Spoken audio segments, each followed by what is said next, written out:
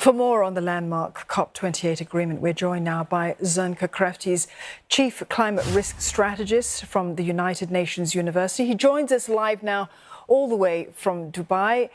Mr. Kreft, thank you for joining us. We've seen a lot of final moments to these climate summits over the years, but arguably one that hasn't ended so quickly, even though it was a day later, but we thought this timeline might actually take a bit longer.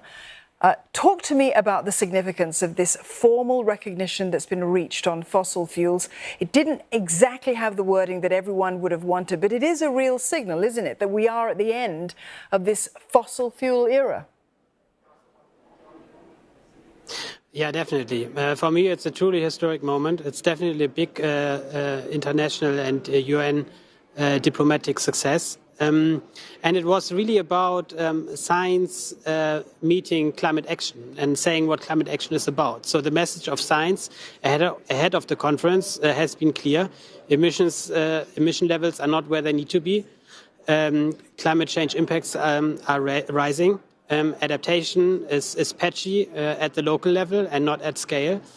And how do you reconcile this message of science with the message from policymakers? And I think the result here has been remarkable.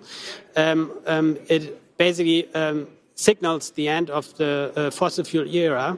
It also gives a positive view on renewable energy, tripling renewable energy capacities by 2030. And it also puts with life the vision of net zero by 2050. So for me, it's definitely a remarkable result from this conference. Nonetheless, we have seen also some comments, some criticism. The Alliance of Small Island States, in particular, saying that it saw a litany of loopholes in this climate deal and what they call incremental advancement over business as usual. We also saw steps earlier on in the summit towards funding and operationalizing loss and damage. That was a big milestone for COP28. But to survive a 1.5 degrees Celsius or even higher future for temperatures, these states, these vulnerable states, they need exponential step change. Was this an opportunity missed on a stronger statement for them? I think it was important that Samoa did this statement also in the plenary following the adoption of the agreement. It is quite clear that more needs to be done, but that more needs to happen at the national level. So what is taken forward from COP29?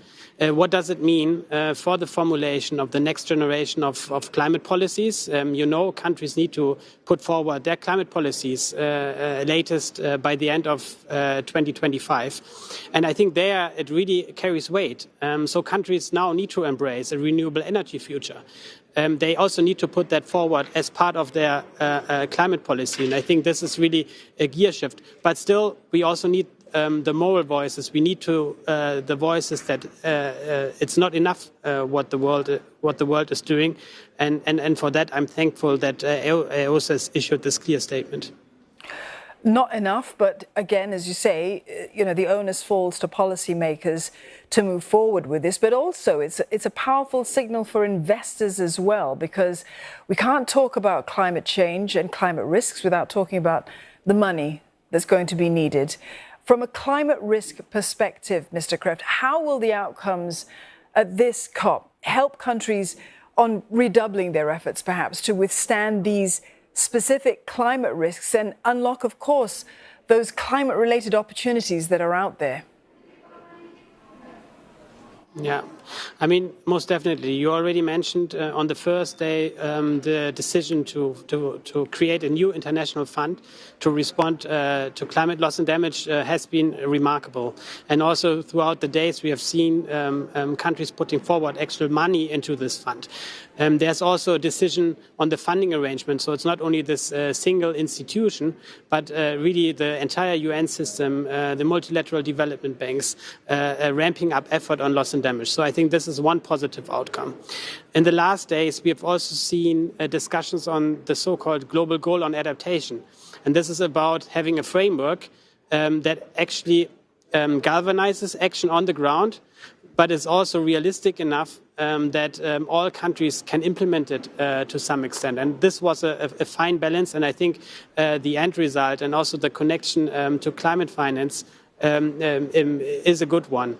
And lastly, I want to say, I mean, you are truly right. It's about investment. It's about the signal to investors. And climate finance will also be one of the big topics taken forward from this conference going into the next climate summit end of next year. And also the discussion around reform of the international financial architecture. And again, there has been the big signal, one on the content, so tripling of renewable energies, and phasing out of fossil fuels or transitioning out of fossil fuels, but also to really increase investments and give that guidance to the international finance architecture to increase investments in developing and vulnerable countries. Mr. Kreft, I want to thank you for your thoughts on this. Soenke Kreft there from the United Nations University.